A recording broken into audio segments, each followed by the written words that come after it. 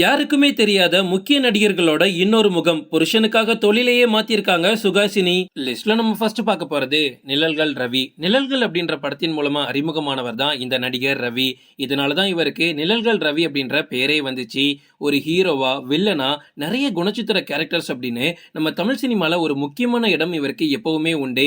அந்த அளவுக்கு ஒரு டாப் கிளாஸான நடிகர்னு சொல்லலாம். ஆனா இவர் ஆரம்பிச்சது எப்படி தெரியுமா? ஒரு டப்பிங் ஆர்டிஸ்டா தான்.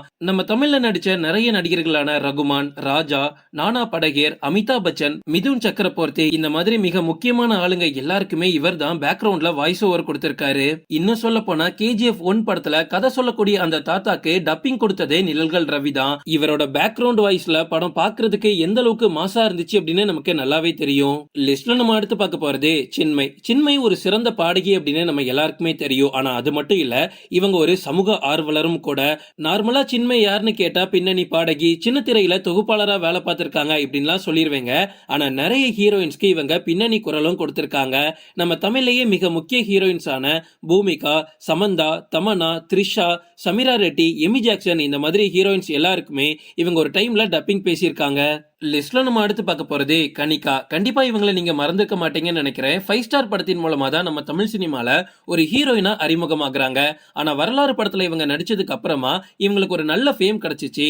அதை பயன்படுத்தி அடுத்தடுத்த படங்கள்ல நடிப்பாங்கன்னு பார்த்தா அதுக்கப்புறமா இவங்க எந்த ஒரு படத்துலயும் நடிக்கல. சரி, சினிமா விட்டு போயிட்டாங்கன்னு பார்த்தா கண்டிப்பா கிடையாது. ரீசெண்டா தான் தெரியுது அவங்க சினிமாவில் நடிக்கலனாலும் பின்னாடி வேலை பார்த்துட்டு தான் இருந்திருக்காங்க.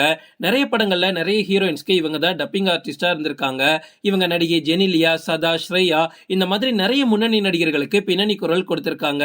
லிஸ்ட்ல நம்ம அடுத்து பார்க்க போறது ராதிகா. நடிப்புல கை தேர்ந்தவங்க ராதிகா அப்படின்னு நம்ம எல்லாருக்குமே நல்லாவே தெரியும். அது மட்டும் இல்ல, ஒரு ஹோஸ்டாவும் ஒரு ப்ரொடியூசராவும் இவங்க இருந்திருக்காங்க. பட் இது எல்லாத்தையும் தாண்டி இவங்க டப்பிங் ஆர்டிஸ்டாவும் இருந்திருக்காங்கன்னு சொன்னா உங்களால நம்ப முடியுமா?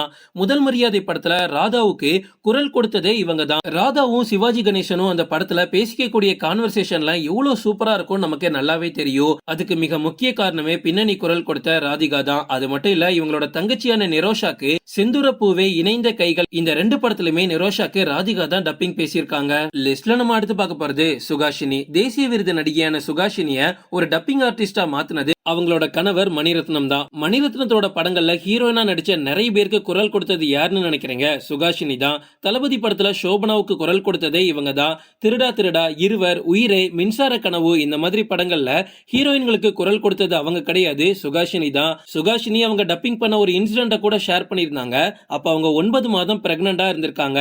அந்த டைம்ல கூட மணிரத்னம் வலுக்கட்டாயமா இழுத்துட்டு வந்து அதிகமா சவுண்ட் போட வச்சு டப்பிங்லாம் பண்ண வச்சிருக்காங்க. அந்த படத்துல நான் ஆணு கத்தணும், ஆனா நான் 9 மாசம் பிரெக்னண்டா இருக்கேன், அதை பத்தி கொஞ்சம் கூட கவலைப்படாம மணிரத்னம் என்ன டப்பிங் பேச வச்சாரு அப்படின்லாம் இவங்க சொல்லியிருக்காங்க. ஓகே ஃப்ரெண்ட்ஸ், இதோட நான் இந்த வீடியோ முடிச்சுக்கிறேன். இன்னொரு இன்ட்ரெஸ்டிங்கான வீடியோல நம்ம சந்திக்கலாம். Stay tuned.